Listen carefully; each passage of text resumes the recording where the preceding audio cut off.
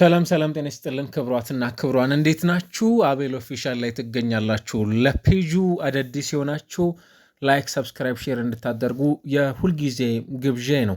ታዲያ በሚኖረን የጋራ ቆይታ ማንቸስተር ዩናይትድ፣ አርሰናል እና ማንቸስተር ሲቲን በሳንድሮ ቶናሊ፣ ኤሊዮት አንደርሰን እና አዳም ዋርተንን የተመለከቱ ሶስት እጅግ በጣም ቁልፍ የሚባሉ የወቅቱ የእንግሊዝ የተከላካይ አማካይ ቦታ ላይ በእንግሊዝ ፕሪሚየር ሊግ የተመለከትናቸው የሚገኙ አስደናቂ የሚባሉ ተጫዋቾች ናቸው እና እነዚህ ተጫዋቾች ጉዳይ ጋር ተያይዞ በቅርቡ አዳዲስ ጉዳዮችን እየተመለከተን እንገኛለን እና ምን አዲስ ነገር አለ የሚለውን እናነሳለን።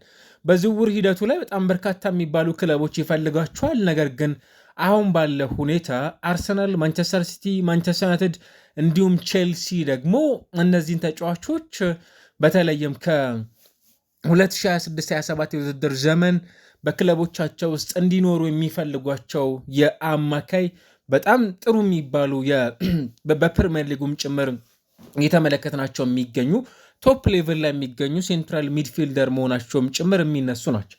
ታዲያ እስከ 100 ሚሊዮን ፓውንድ የሚወጣባቸው ተጫዋቾችም ጭምር እንደሆኑ ደግሞ ሊዘነጉ የማይገቡ ናቸው። ከዴክላን ራይስ ወደ አርሰናል፣ ኤንዞ ፈርናንዴዝ ወደ ቼልሲ፣ ሞይሰስ ካይሴዶን በተመሳይ ወደ ቼልሲ ከዚህ ቀደም በነበሩት የውድድር ዓመታት አሁን ላይ እነዚህ ተጫዋቾች በፕሪሚየር ሊጉ አዳዲስ ክብረ ወሰኖችንም ጭምር የማሻሻል እድል ያላቸው ተጫዋቾች መሆናቸውን እየተመለከተን እንገኛለን።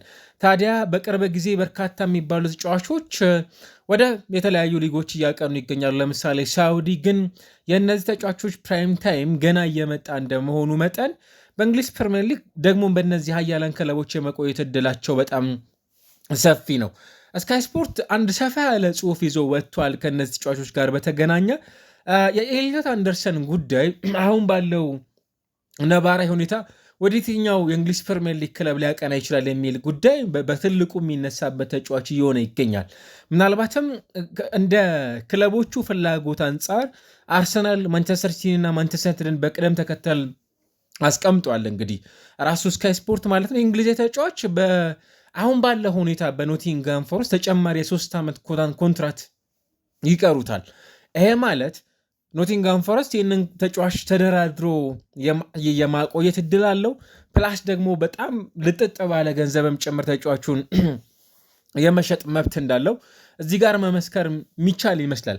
በ8 ቁጥር ቦታ ላይ መጫወት ይችላል። ከዚያ ባሻገር ደግሞ 6 ቁጥር ጭምር መጫወት የሚችል ሞር አድቫንስ ሆኖ መጫወት የሚችል አይነት ተጫዋች ነው። ይሄ በጣም አሁን በክለቦቻቸው ውስጥ የተቸገሩ የሚገኙ ተጫዋቾችን ክለቦችን ስንመለከት የዚህ ተጫዋች በእነዚህ ሁለት ይበልጥ ከጥልቀት የሚነሳ የተከላካይ አማካይ ሆኖ መጫወት አሊያም ደግሞ ለፊት መስመር ተጫዋቾች ቅርበት ኖሮት የሚጫወት የ8 ቁጥር ቦታ ላይ እንደሚገኝ ተጫዋች ሆነን ስናስበው በጣም ትልቅ የሚባል የሜዳ ላይ ግልጋሎትን የሚሰጥ አይነት ተጫዋች እንደሆነ ደግሞ መናገር የሚቻል ይመስላል።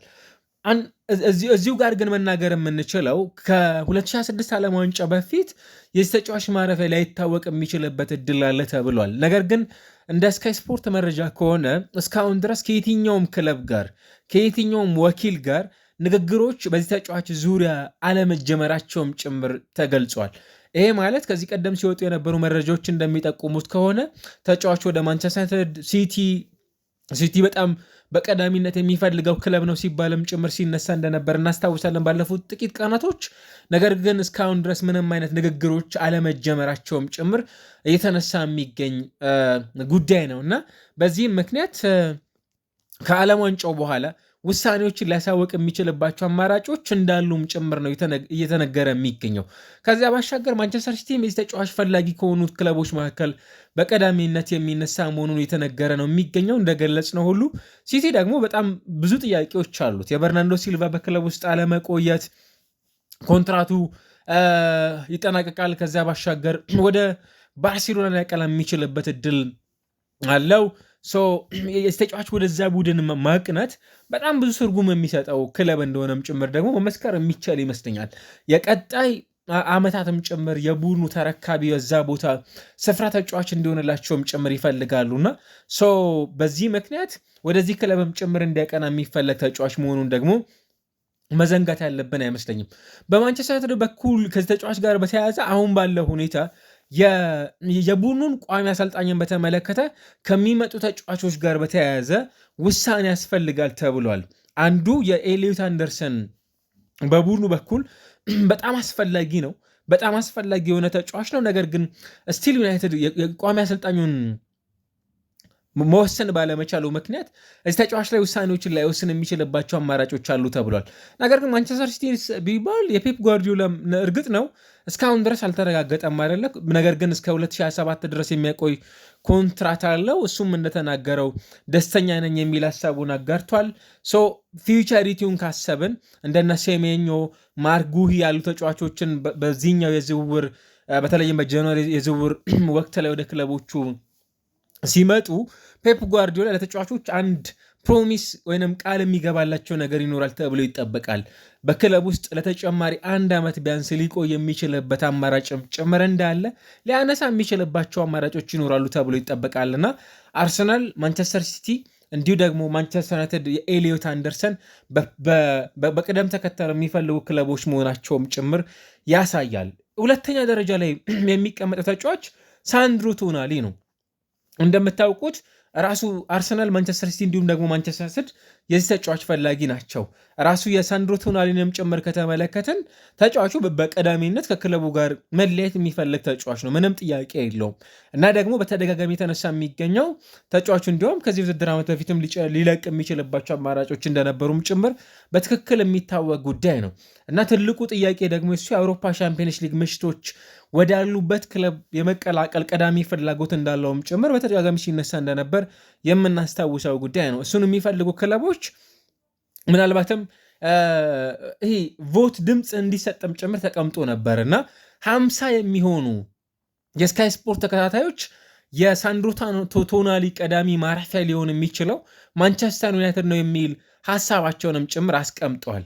በተመሳሳይ በነገራችን ላይ ኤሊዮት አንደርሰንም ጭምር ቀዳሚ ማረፊያ የት ይሆናል የሚል ድምፅ እንዲሰጥ ባደረገው ሂደት ውስጥ 15 በመቶ ወደ አርሰናል፣ 16 በመቶ ወደ ማንቸስተር ሲቲ ሲሆን 69 በመቶ ወይም ከሁለቱ ክለቦች በሶስት እጥፍ በላይ በሚልቅ መልኩ ወደ ማንቸስተር ዩናይትድ ያቀናል ተጫዋቹ የሚልም ጭምር ግምቶች የተሰጡበትን እውነት እያስተዋለን እንገኛለን።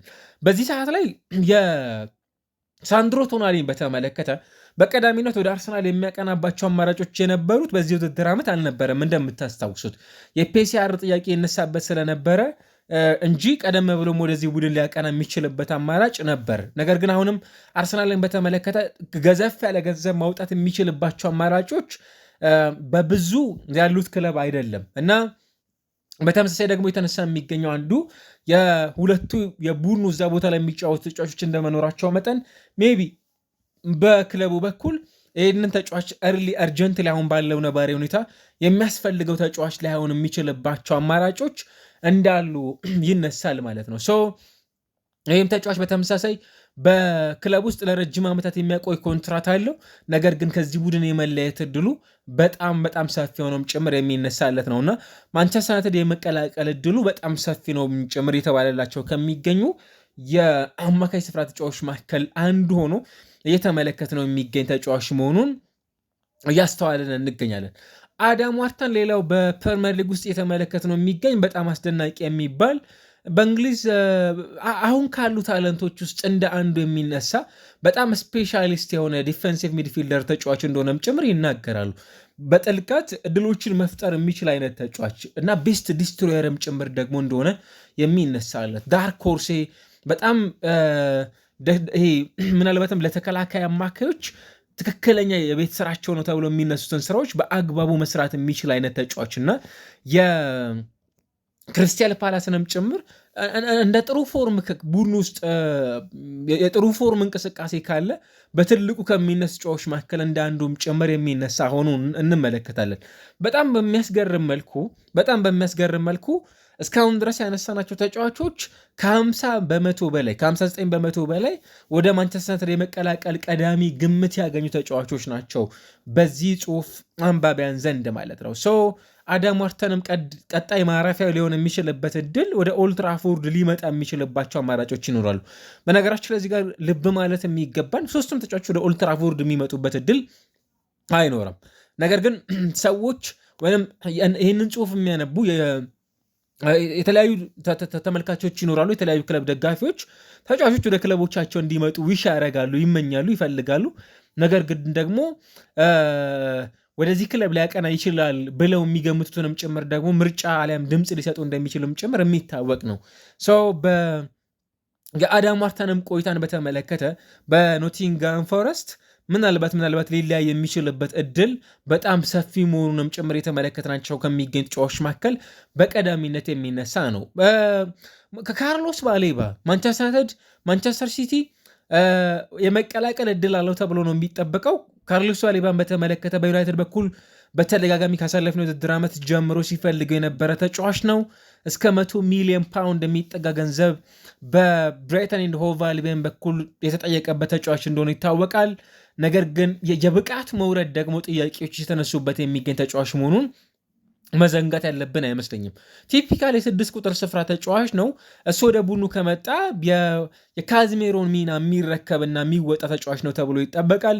በዚህ የቡድን ቆይታዎች ውስጥ ደግሞ አስፈላጊ ከሚባሉ ተጫዋቾች መካከል አንዱ እንደሆነ በተደጋጋሚ የሚነሳ ነው። ማንቸስተር ሲቲም በሾርት ሊስት ውስጥ ከካተታቸው ተጫዋቾች መካከል ሊነሳ ይችላል። አርሰናልም እንዲሁ ይህንን ተጫዋች አይፈልገውም ብሎ ማለት አይቻልም። ነገር ግን አሁንም በደንብ ማንሳት የሚቻለው ማንቸስተር ዩናይትድ የዚህ ተጫዋች በቀዳሚነት ወደ ክለቡ ሊቀላቀሉ ይችላሉ ተብለው ከሚጠበቁ ተጫዋቾች መካከል አንዱ ነው። እንዲያውም ከዚህ ቀደም ካነሳናቸው 3 ተጫዋቾች የላቀ ወደ ኦልድ ትራፎርድ የመምጣት እድል አላቸውም ጭምር ብለን ከምናነሳቸው የተከላካይ አማካይ ስፍራ ተጫዋቾች መካከል በ74 በመቶ ድምፅ ከፊት የሚመራው ተጫዋችም ጭምር ይሆናል ወደ ኦልድ ትራፎርድ የመምጣት እድል አለው በሚለው ላይ ገና 22 ዓመቱ ላይ ነው የሚገኘው። ኮንትራቱ እስከ 2028 አለም እስከ 2029 ድረስ የሚያቆይ ኮንትራት አለው በብራይተን እና በጣም ጥሩ የሚባል ፎርም ላይ እንደሚገኝ ተጫዋች ከተመለከት ነው ስቲል የዚህ ተጫዋች ቆይታ በውድድር ዓመቱ መጨረሻ ላይ በጣም ትላልቅ በሚባሉ ክለቦች ውስጥ የሚፈለግ ወደ እነዚህ 3 ክለቦች የመቀላቀል እድል አላቸው ብለን ከምናነሳቸው ተጫዋቾች መካከል አንዱ ይሆናል። ዦ ጎሜዝ ሌላው ማንቸስተር ዩናይትድ የመቀላቀል እድል ያለው ተጫዋች ነው። በወልቭስ እያሳለፈ ነው የሚገኘው። ወልቭስ ደግሞ ይህንን ብራዚላዊ ላለማጣት በውድድር ዓመቱ ከመውረድ መትረፍ ይኖርበታል። ያ ብቻ አይደለም፣ ተጫዋቹም አሁን ባለው ነባራዊ ሁኔታ ከጥር ጀምሮ ወደ ዩናይትድ ሊመጣ ይችላልም ጭምር ተብለው ከሚጠበቁ አለም ከሚጠቀሱ ስሞች መካከልም ጭምር እንደ አንዱ እንደነበር የምናነሳው ስም ነው እና ወደ ሻምፒዮንሺፕ ከመውረድ ይልቅ በእንግሊዝ ፕሪሚየር ሊግ ቆይታውን ማድረግ የተጫዋች ቀዳሚ ፍላጎቱ እንደሆነም ጭምር ይታወቃል። እስከ 2030 እና 31 ድረስ የሚያቆይ ኮንትራት አለው በዚህ ክለብ ውስጥና በዩናይትድ ሌላው በተከላካይ አማካኝነት ከሚፈለጉ ተጫዋቾች መካከል አንዱ ይሆናል። ብሩኖ ጉማሬሽ በተመሳሳይ በኒውካስትል ዩናይትድ በዚህ ውድድር ዓመት የሚቆይ ተጫዋች ነው አይደለም በሚለው ላይ ባለፉት ጥቂት ጊዜያቶች ውስጥ ይህም የ6 ቁጥር ስፍራ ተጫዋች 28 ዓመቱ ላይ የሚገኘው ወደ እንግሊዝ ፕሪሚየር ሊግ የትላልቅ ጃይንት ወደምንላቸው ክለቦች ሊያቀና የሚችልበት አማራጭ ስለመኖሩም ጭምር እየተነሳ የሚገኝ ተጫዋች ነው ማለት ነው። በዚህ ምክንያት ማንቸስተር ዩናይትድ፣ አርሰናል ከዛ ባለፈ ደግሞ ማንቸስተር ሲቲ የነዚህ 3 ተጫዋቾች ማረፊያ ብሎም ደግሞ ካርሎስ ባሌባ እንዲሁ ደግሞ ዦ ጎሜዝ እና ብሩኖ ጉማሬዥን ተከትሎ ወደ ትላልቅ ወደምንላቸው እንግሊዝ ፕሪሚየር ሊግ ክለቦች የመምጣት እድል ያላቸው ተጫዋቾች መሆኑንም ጭምር በዚህ ሰዓት ላይ ስማቸው የተነሳላቸው የሚገኙ ተጫዋቾች መሆናቸውን እየተመለከትን እንገኛለን። የዝውውር ጉዳይ ነው። በጣም በርካታ ገንዘቦች ይወጣባቸዋል። በጣም በርካታ ድርድሮች ይኖራሉ ተብሎ ይጠበቃል። ገዘፍ ያለ ገንዘብ የሚያቀርቡ ክለቦች የእነዚህ ተጫዋቾች ማረፊያ የመሆን እድላቸው እጅግ በጣም ሰፊ ነው። በዚህ ሰዓት ላይ በእንግሊዝ ፕሪሚየር ሊግ እያሳዩት ከሚገኘው ፎርም አንጻር የበርካታ ክለቦች ማረፊያ ይሆናሉ ተብሎ ይጠበቃል። ማን ወደ የትኛው ክለብ ያቀናል የሚለው ግን በጣም በጉጉት የሚጠበቅ ጉዳይ ነው።